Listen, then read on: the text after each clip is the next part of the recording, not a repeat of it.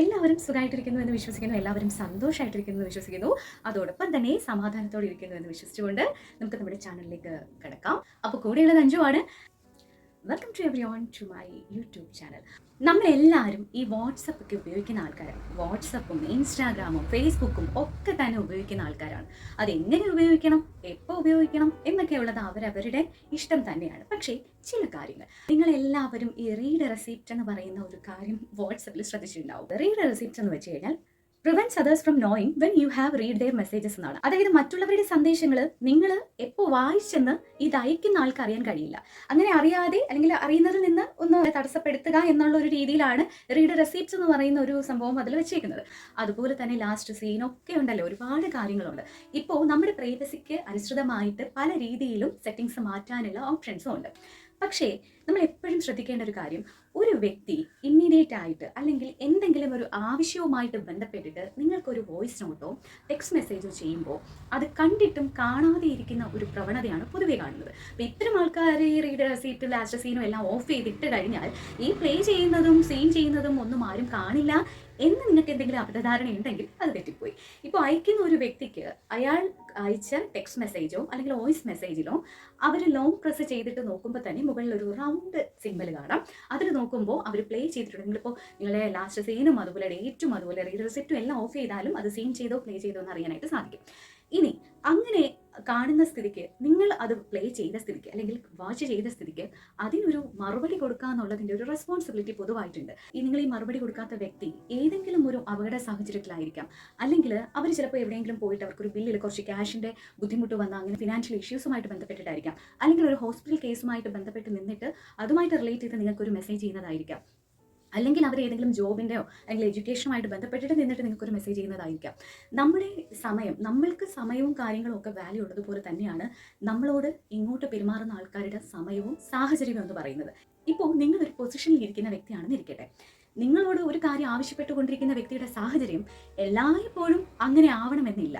ഒരു പക്ഷേ നാളെ നിങ്ങൾക്ക് മുകളിലായിരിക്കാം അവരുടെ സ്ഥാനം.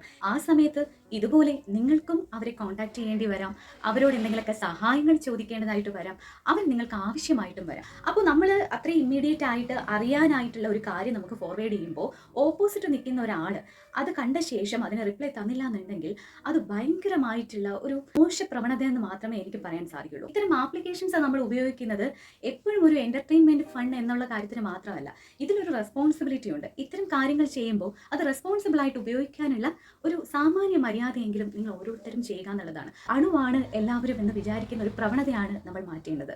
പകരം അവരെന്താണ് ചോദിക്കുന്നത് ജസ്റ്റ് ഒന്ന് കേൾക്കാനുള്ള ഒരു ക്ഷമ ഉണ്ടാവുക. അത് കേട്ട ശേഷം നിങ്ങൾ ഒരു പക്ഷേ തിരക്കിലായിരിക്കാം, നിങ്ങൾ ഓഫീസ് വർക്കുമായിട്ട് തിരക്കിലായിരിക്കാം, അല്ലെങ്കിൽ നിങ്ങൾ ട്രാവലിംഗിലായിരിക്കാം, അല്ലെങ്കിൽ നിങ്ങൾ ബിസി ആയിട്ടുള്ള മറ്റേതെങ്കിലും ഒരു സാഹചര്യത്തിലായിരിക്കാം, അല്ലെങ്കിൽ ഏതെങ്കിലും സ്ഥലം നിങ്ങൾ വിസിറ്റ് ചെയ്യുന്നതായിരിക്കാം, അല്ലെങ്കിൽ ഒരു ഹോസ്പിറ്റൽ കേസായിരിക്കാം. പക്ഷേ ഇതെല്ലാം കഴിഞ്ഞിട്ട് നിങ്ങൾ അത് കാണുന്ന ഒരു സമയം ഉണ്ടാവും. ആ സമയത്ത് കൃത്യമായിട്ട് നിങ്ങൾക്ക് വന്നിരിക്കുന്ന മെസ്സേജ് എന്താണോ അത് കേട്ടിട്ട് അതിന് മാന്യമായ രീതിയിൽ ഒരു മറുപടി കൊടുക്കാനുള്ള ഒരു റെസ്പോൺസിബിലിറ്റി നമുക്ക് എല്ലാവർക്കും ഉണ്ട്.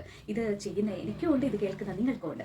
ഈ പറയുന്നത് ഒരു വലിയ കുറേ മെമ്പേഴ്സ് ഇൻക്ലൂഡ് ആയിട്ടുള്ള ഒരു ഗ്രൂപ്പിലെ വിശേഷമൊന്നും അല്ല. നമ്മൾ പേഴ്സണലി ഒരാൾക്ക് അയക്കുന്ന മെസ്സേജിന് കിട്ടുന്ന റിപ്ലൈയുടെ ബേസിലാണ് ഞാനിത് പറയുന്നത്. എന്നാൽ ചോദിക്കും, അത് അവനവൻ്റെ ഇഷ്ടമാണ്. ഇപ്പോൾ നേരം വെളുക്കുമ്പോൾ ഒരു ആപ്ലിക്കേഷൻ വന്ന് പറയുന്നില്ല നിങ്ങളുടെ സ്റ്റാറ്റസ് നോക്കൂ, സ്റ്റോറി നോക്കൂ, അല്ലെങ്കിൽ നിങ്ങൾ ഇത് നോക്കൂ അത് നോക്കൂ എന്നൊന്നും പറയുന്നില്ല. എല്ലാം നമ്മുടെ പ്രൈവസി ബേസിലാണ് നമ്മൾ ചെയ്യുന്നത്. അപ്പോൾ ആപ്ലിക്കേഷൻ എങ്ങനെ യൂസ് ചെയ്യണം, അല്ലെങ്കിൽ എന്തൊക്കെ ഓഫ് ചെയ്യണം, എന്തൊക്കെ ഓൺ ചെയ്യണം എന്നൊക്കെയുള്ളത് അവനവൻ്റെ ഇഷ്ടം തന്നെയാണ്. എന്നിരുന്നാലും ചില കാര്യങ്ങളിൽ നമ്മൾ റെസ്പോൺസിബിൾ ആകുമ്പോൾ മറ്റുള്ളവർ എന്തെങ്കിലും ഒരു കാര്യം അറിയാതെയോ സംശയമോ അല്ലെങ്കിൽ ഏതെങ്കിലും ഒരു കാര്യം ആവശ്യപ്പെട്ടുകൊണ്ടോ ഒക്കെ ആയിരിക്കാം അങ്ങനെ ഒരു മെസ്സേജ് ചെയ്യുക.